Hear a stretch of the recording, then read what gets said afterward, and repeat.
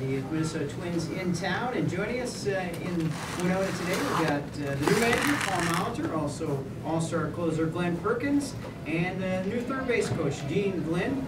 And I'll open up the questions here. And first off, for Paul, you're heading back now to the Twins, kind of where you grew up. Is this kind of something, once you got done with baseball, that maybe you wanted to do, was one time become the manager of the Twins? Well, first of all, just good evening to everybody. We're happy to be down here representing the Twins in Winona, one of our caravan stops. And, you know, for me, this is just a fantastic opportunity. I've had a chance to wear some different hats since I retired in the Twins organization, including a role in player development. I served as a coach for Tom Kelly for a couple of years, and last year on Ron Gardenhire's staff. And I think a lot of players you know, ponder the question if they'd be suited to coach or manage, and I've certainly thought about the managing position for a long time. I wasn't sure if I was ever going to get an opportunity. I think at one point along the line I kind of resigned myself to the fact that if I ever did get a chance, I wanted it to be in Minnesota. You know, growing up in St. Paul, following the Twins, getting a chance to wear that uniform as a player, as a coach, and now as a manager, it's certainly a great privilege and a great opportunity that the Polat family has presented myself. All right, questions from Paul, Landon Evanson from HBC. The Twins roster has a lot of speed on it. I mean, we talk about Brian Dozier, Byron Buxton coming up, Aaron Hicks, Danny Santana. Are you looking to be a little bit more aggressive on the base paths next year as a managerial stance? Well, we've talked about that some over the past couple of days. You know, our ballpark is suited for a club that has a makeup of speed that can utilize it both offensively on the base pass as well as defensively with the spacious outfield that we have. I'm excited about turning those guys loose. You know, I think that sabermetrics will tell you that the risk-reward has changed somewhat, and people manage a little bit differently because of some of that information. But for me, 90 feet is 90 feet, and when you have guys capable and situations present themselves, we're going to try to be aggressive where we can be. Paul, who do you get your styles from as a manager now, or is it kind of a hodgepodge of different guys that you've played for, or are you looking to kind of make your own mark? Well, I think we all learn the game, obviously from watching and participating and experiencing it, but also by people that you've been surrounded by. And I've had the good fortune of playing for multiple talented, intelligent managers from my early days in Milwaukee with the likes of Harvey Keenan, George Bamberger, and Cedal Gaston up in Toronto, and certainly a privilege playing for Tom Kelly my last 3 years when I retired as a Minnesota Twin. So I think you kind of absorb different things. You hopefully have your own style or your own ideas about certain things that you can put your stamp on your club. But obviously, you'd be foolish not to try to learn from people who have been successful and then go ahead and try to figure out how you want to apply some of that information. How would you say the game has changed from when you played to now?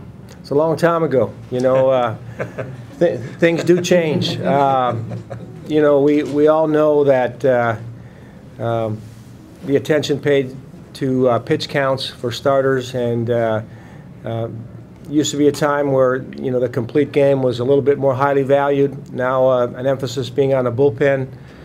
We've seen that come a long way, and how people, you know, make their matchups late in the game, as well as trying to get away, find an avenue to their closer. We're fortunate to have Glenn, who one of the best in the game as far as being able to close them out. So, you know, that's probably one of the biggest areas, is how managers and teams shape their pitching staff. Bullpens become a huge part of your overall success. And I think offensively, we kind of went through the period where the home run dominated the game. For whatever reasons, we saw a big explosion in the home runs during the mid to late 90s and into the 2000s, and now we've kind of reverted back a little bit, where the speed and defense that we talked about have become a little bit more emphasized. So there's always changes. Players change, communications change, social media. There's just a lot of different things about today's game, you know, and the players have evolved along with those changes. So an important part for a manager is just kind of understanding the culture and being able to relate to your players and hopefully earn their trust, and they'll want to go out and play. Well, the AL Central is a very tough division. The Tigers and Royals were both playoff teams last year. The White Sox have made quite a few additions in the offseason. The Indians are tough. What kind of a timetable do you have in your mind before you think the Twins will be competitive with those teams in the American Central? Well, I'm going to answer that in that I talked about back in November at Target Field. I think in today's game it's very possible that teams can dramatically change their fortunes in a relatively short time.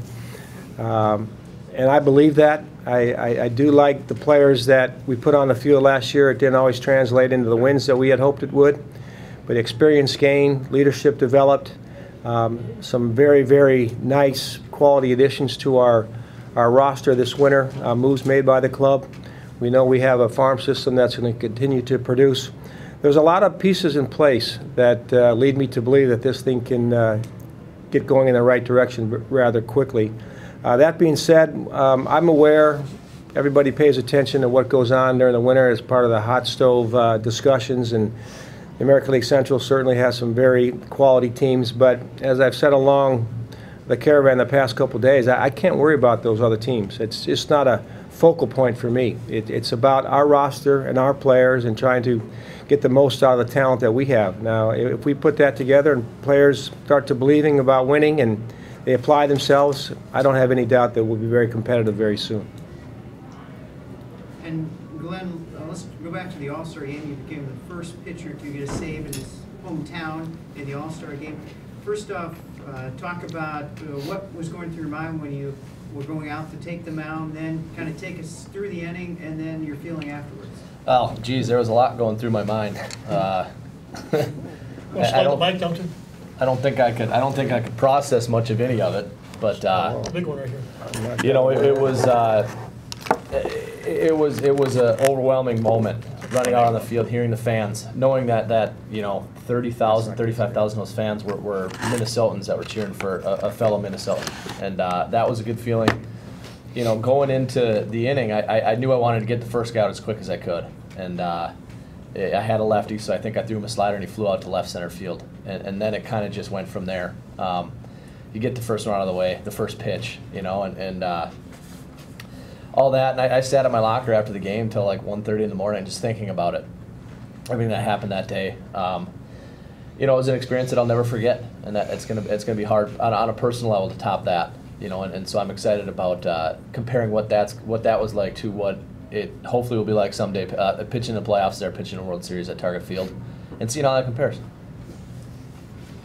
The Twins, at times down the stretch, didn't give you a lot of save opportunities. Was it tough for you to kind of sit there and not pitch and then not come in save situations?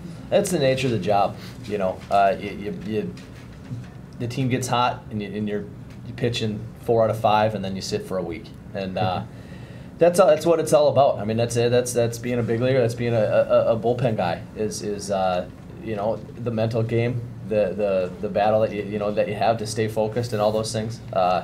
That's what makes the game fun. That's what makes it tough, and you know, so it's all part of it. And we you know, we work on that. And when we're down there, we talk and we try to stay in games even if we're out of it. And you know, if we're losing a game or we're up big, and Case and I will talk about other things and just keep our mind focused on baseball, knowing that we're not going to pitch that day, but you get to come the next day and prepare to play again that night.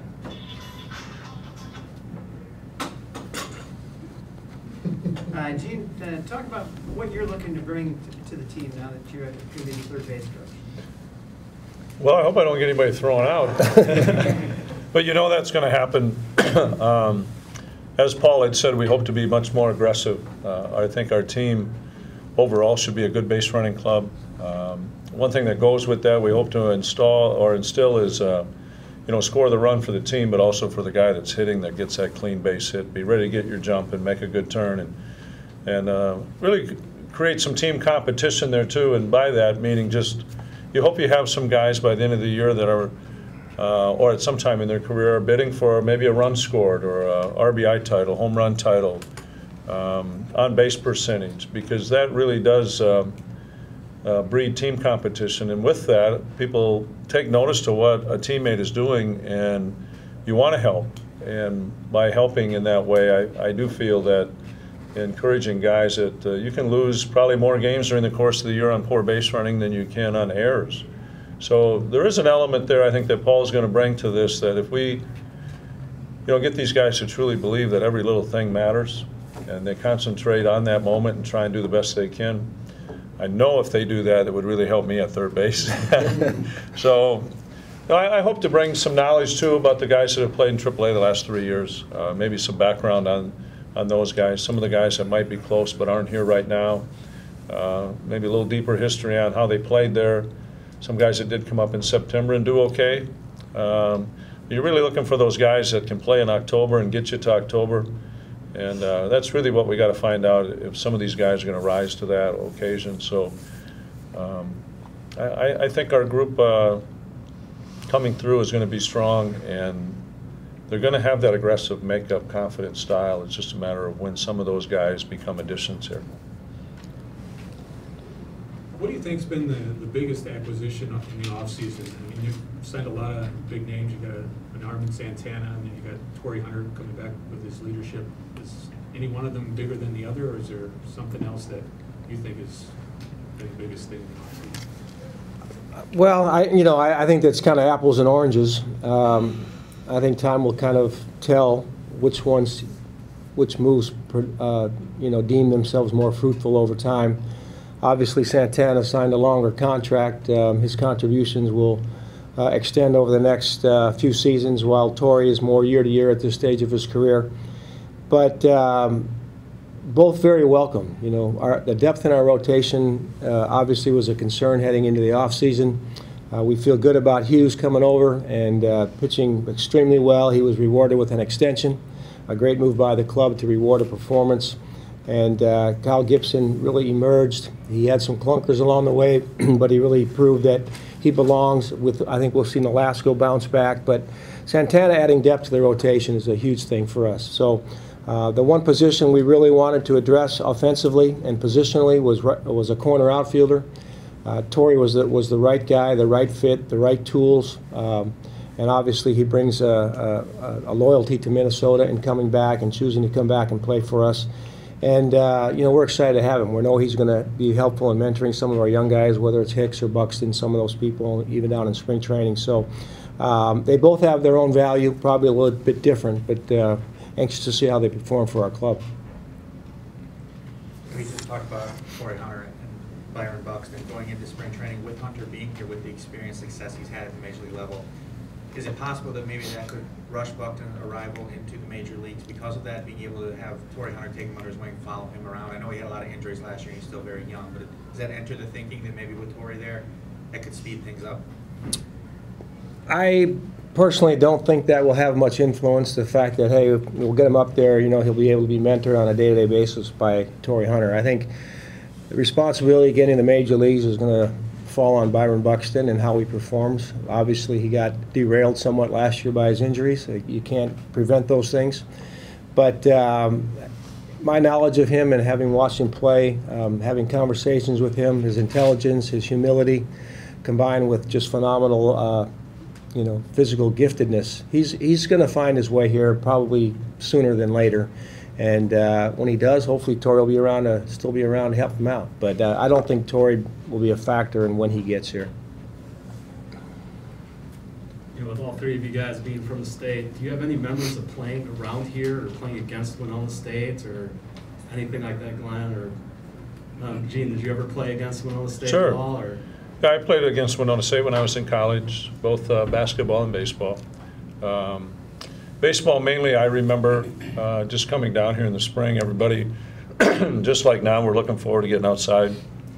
But we were talking about on the way in, with Winona State and St. Mary's, and you guys have been in the Big Nine, for many years, and me living in Waseca, we're kind of surrounded by that conference. A lot of respect for Winona, not just the city, but all the players that have come out of here and gone on. But we were just talking about your good basketball teams at Winona State just a few years ago.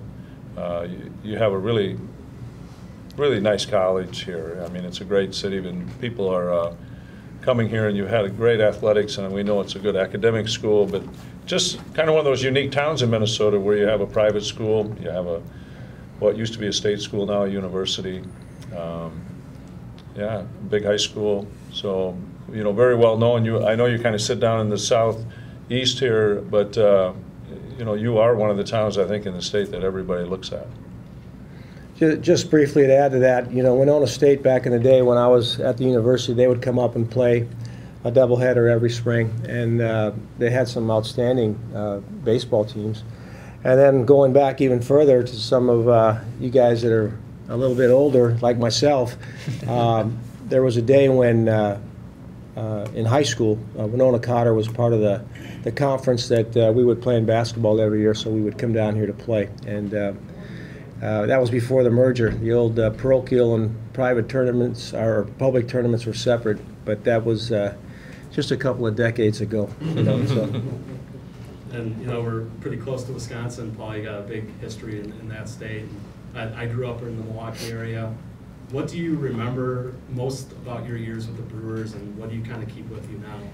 Well, you know, 15 years for one organization is a long time.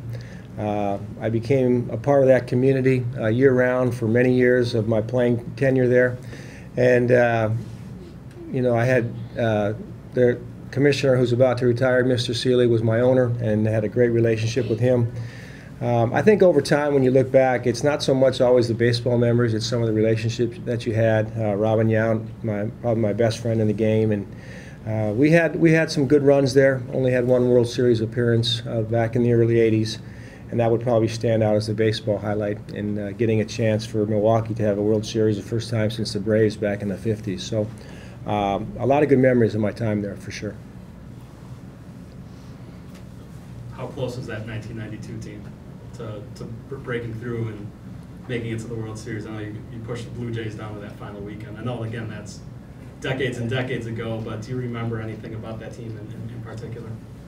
Well, you know, we did push it down to the last weekend of the year that year. I think, I can't remember who Toronto was playing. We were out on the West Coast, and we kept winning, and then we'd find out that they'd win, and we just couldn't make up that last couple of games over the last week of the season. But that was a very, you know, a good year for the Brewers. Unfortunately, they came up a little bit short. I think that's going to end the press conference, and I want to thank you guys for taking some time out, and welcome to Winona. Appreciate it. Thanks for having us. Thank you.